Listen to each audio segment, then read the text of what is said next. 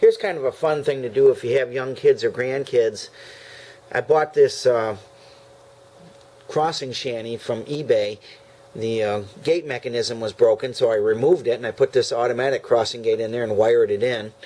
Also, the blue man that's on the door inside is missing, which is why I bought it, because now I can put any character in there that I want to. I've downloaded images off the internet and printed them out and cut out silhouettes.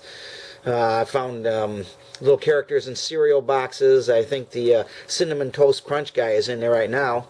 And so gives the grandkids or the kids something exciting to see. They never know who might be hiding in there. So we'll check it out.